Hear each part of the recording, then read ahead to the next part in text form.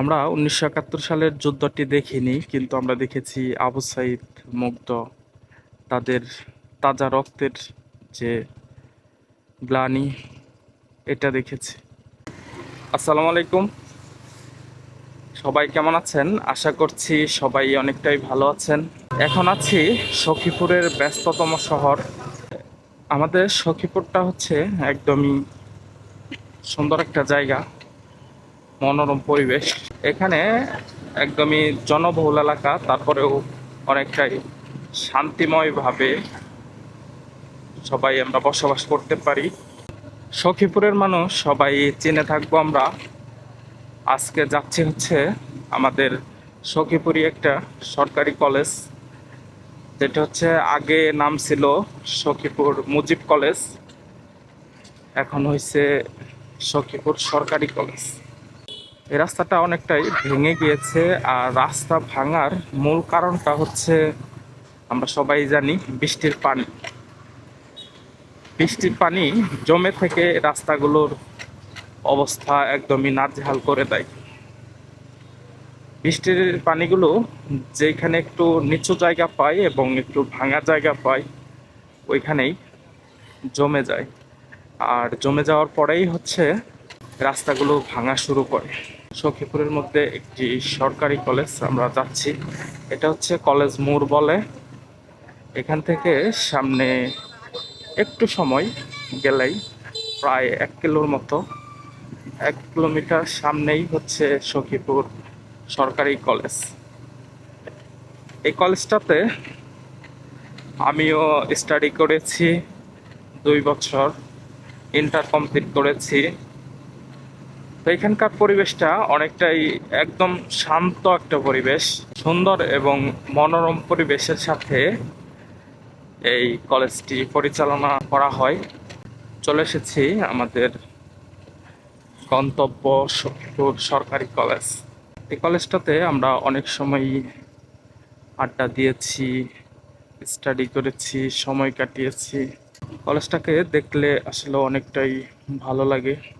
তো এখানে দেয়াল করে বাউন্ডারি করা হয়েছে এবং এটা হচ্ছে কলেজের মাঠ। মাঠটাও অনেকটাই সুন্দর। এবং যদি আমরা ভেতরে একটা ঘোরান দেই, তো ভেতরে যদি দেখি, তো অনেক সুন্দর একটা কলেজ, একদম গ্রামীণ পরিবেশের যে কলেজগুলো সেম গ্রাম্য পরিবেশের মধ্যে অনেকটাই সুন্দর একটি কলেজ। তো এটা হচ্ছে ভবন, একাডেমিক ভবন।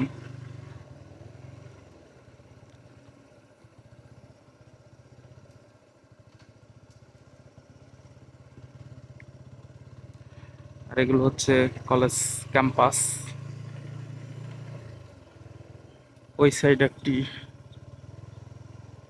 ভবন। তো আমরা যাচ্ছি, আমাদের সামনেই হচ্ছে একটা চিত্র, যেটার কথা মনে করলে আমাদের মনটা গাটা একটু শিউরে ওঠে। আমরা ১৯৭১ সালের যুদ্ধটি দেখিনি, কিন্তু আমরা দেখেছি আবু সাঈদ, মুগ্ধ, তাদের তাজা রক্তের যে গ্লানি, এটা দেখেছি। এই চিত্রগুলো এখনো চোখের মাঝে, চোখের কোণে নাড়া দিয়ে যায়। চিত্রগুলো হচ্ছে একদমই চোখের সামনে ভেসে ওঠে। শহীদ আবু সাঈদ, মুগ্ধ সহ আরও যারা আছেন সবার জন্যই দোয়া করি, তারা যেন শহীদি মর্যাদা পায়। এবং বাংলাদেশের মধ্যে যদি একটা স্মৃতিময় কথা চিন্তা করি, তাহলে আমাদের সেই ২০২৪ সালের জুলাই অভ্যুত্থানের কথা মনে পড়ে যায়, গাটা একদমই শিউরে ওঠে। কিছুদিন আগেই ৫ই আগস্টের একটি বিজয় উন্মাদনা সবার মাঝে দেখা গেল, সবাই একটা বিজয় উপভোগ করলো। তাদের দেখে মনে হলো যে আজকের বাংলাদেশ একটি মুক্ত বাংলাদেশ, আজকের বাংলাদেশ একটি সুন্দর, আনন্দময়, শান্তিময় বাংলাদেশ। এই বাংলাদেশটাকেই আমরা হয়তো চেয়েছিলাম বলেই আমাদের ছাত্র ভাই এবং ছাত্রী বোন সবারই তাজা রক্তের একটা বিনিময় যে আমরা বিজয়টা পেয়েছি, সেই বিজয় আজকে আমাদের এই বাংলাদেশ। তো আমরা সবাই একটা কথা সব সময় মাথায় রাখবো যে আগামীর বাংলাদেশকে আমরা কোথায় দেখতে চাই, আগামীর বাংলাদেশকে আমরা কার হাতে তুলে দিতে চাই। আমরা আগামীর বাংলাদেশকে যার হাতেই তুলে দেই না কেন, আমরা চাই বৈষম্য বিরোধ।